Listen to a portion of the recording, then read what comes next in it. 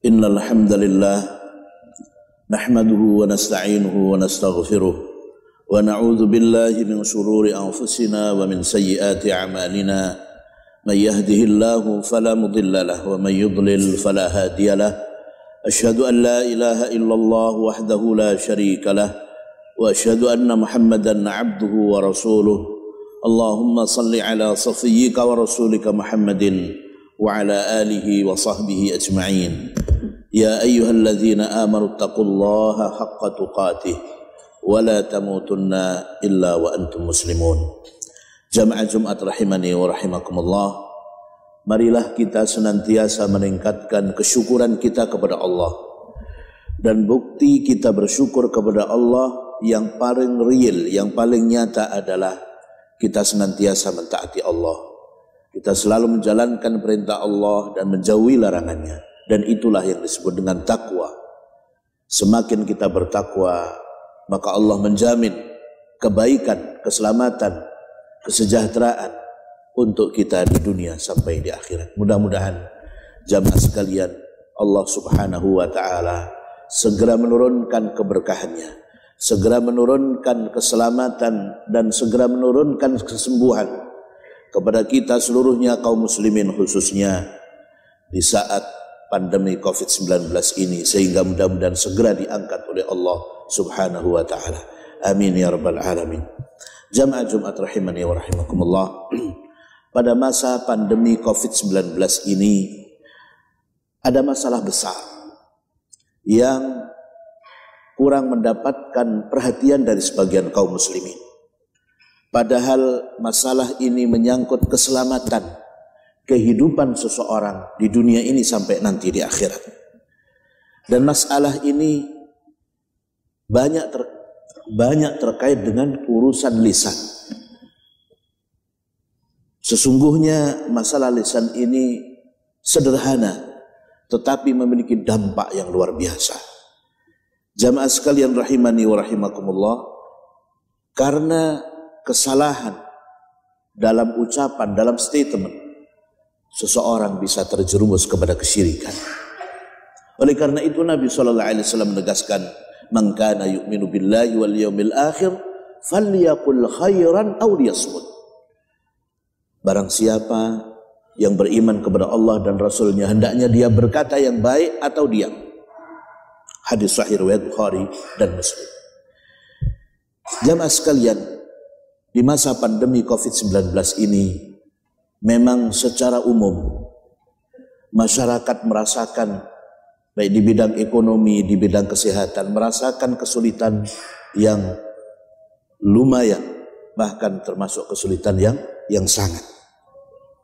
Karena itu terkadang tanpa disadari mengucapkan sesuatu atau memberikan statement yang akhirnya menjerumuskan dia kepada kesyirikan.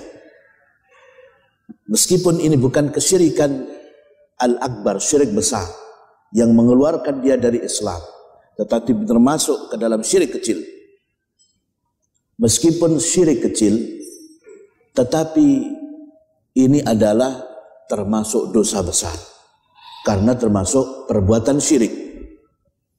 Jamaah sekalian, di antara contoh ucapan yang termasuk kesyirikan di masa pandemi COVID-19 ini, yaitu ucapan untung ada Pak Dokter sehingga nyawanya bisa diselamatkan.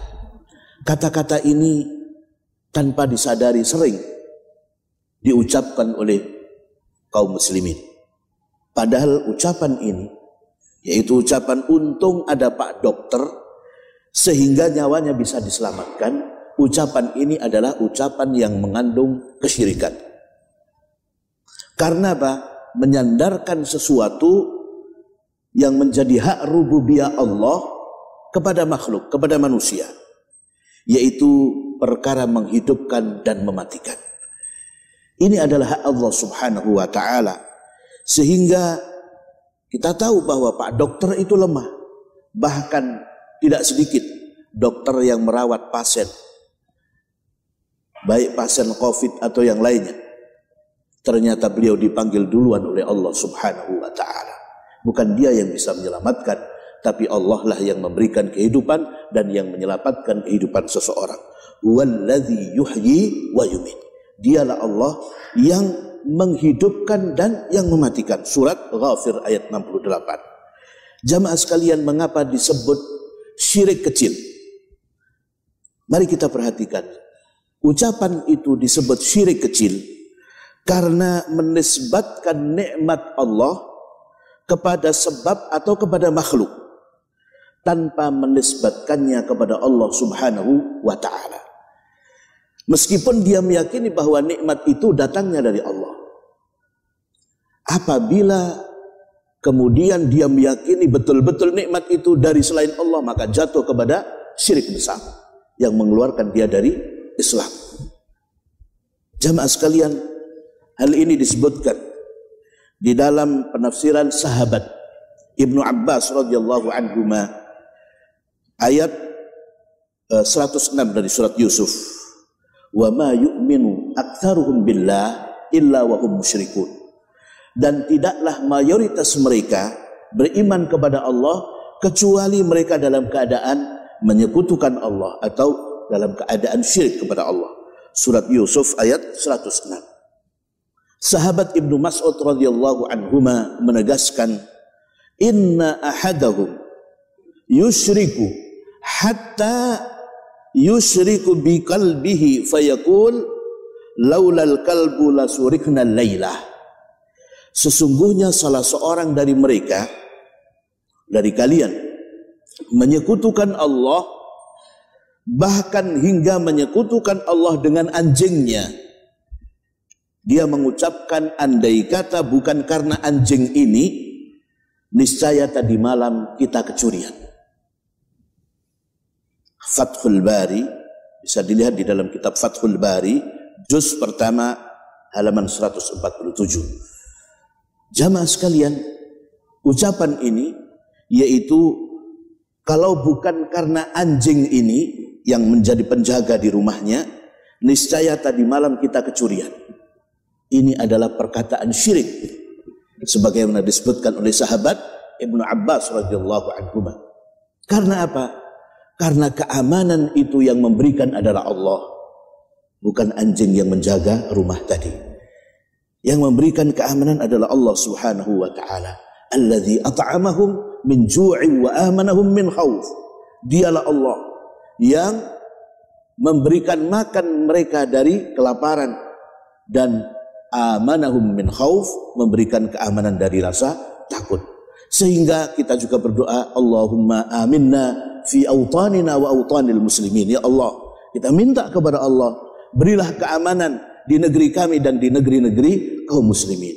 Kita hanya minta kepada Allah dan kita yakin yang berikan keamanan adalah Allah Subhanahu wa ta'ala. Jamaah sekalian, contoh statement yang mengandung kesyirikan yang lain adalah seandainya tetangga kita itu minum obat COVID, niscaya dia tidak meninggal dunia. Ini adalah ucapan yang mengandung kesyirikan karena urusan ajal, urusan nyawa itu adalah urusan Allah Subhanahu wa ta'ala. Ini urusan takdir Allah. Obat-obatan maupun dokter tidak ada hubungannya dengan masalah ajal, masalah nyawa. Tidak bisa untuk menolak kematian, tidak bisa menghalangi kematian, karena itu semua adalah takdir Allah Subhanahu wa ta'ala. Fa idza jaa ajaluhum la yastakhiruna sa'atan wa la yastaqdimun. Apabila telah datang ajal, waktu kematian seseorang, la yastakhiruna sa'ah, tidak bisa untuk diakhirkan meskipun sesaat, wala yastaqdimun, dan tidak bisa untuk dimajukan. Surat Al-A'raf ayat 34. Contoh yang lain, seseorang mengatakan ayah diselamatkan sama bosnya. Di saat yang lain di PHK, ayah masih tetap bisa bekerja dan mendapatkan rizki. Ini termasuk ucapan syirik karena menyandarkan nikmat Allah kepada manusia, dalam hal ini kepada bosnya. Karena yang berikan rizki adalah Allah Subhanahu wa ta'ala, kemudian dia menyandarkan rizki itu kepada manusia. Ini adalah perkataan atau statement yang mengandung kesyirikan. Allah menegaskan nahnu narzuquhum wa iyyakum. Kamilah yang memberikan rizki kepada mereka, yaitu anak-anak kalian, dan kami juga yang memberikan rizki kepada kalian. Surat Al-Isra ayat 31. Jamaah sekalian, oleh karena itu marilah kita berhati-hati. Dalam situasi yang seperti ini, sangat penting kita menjaga akidah kita, keyakinan kita. Karena banyak yang tidak menyadari perkataan ini adalah perkataan yang berbahaya, ucapan dan statement yang berbahaya yang menjerumuskan kita kepada kesyirikan, meskipun itu adalah syirik kecil, dan syirik kecil termasuk dosa besar. Barakallahu li wa lakum fil Qur'anil azim wa nafa'ani wa iyyakum bima fihi minal ayati wa dzikril hakim wa taqabbalallahu minni wa minkum tilawatahu innahu wal ghafurur rahim. Alhamdulillahi rabbil alamin wa bihi nasta'inu ala umurid dunya waddin. Asyhadu an la ilaha illallah wahdahu la syarika lah wa asyhadu anna Muhammadan abduhu wa rasuluh. Allahumma salli ala safiyyika wa rasulika Muhammadin wa ala alihi wa sahbihi ajma'in, amma ba'd.